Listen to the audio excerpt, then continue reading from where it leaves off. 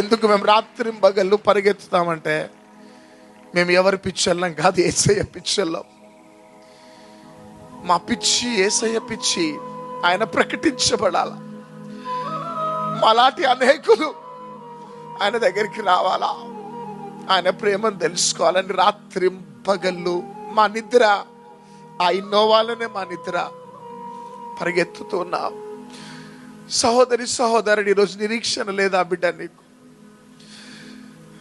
భయంకరమైన పాపానికి బానిస అయిపోయి ఈరోజు నీ భార్య నిన్ను వెలివేసింది, నీ భర్త నిన్ను వెలివేసిన, సమాజంలో నీకు సాక్ష్యం లేదేమో, కానీ భయపడకు బిడ్డ, ప్లీజ్.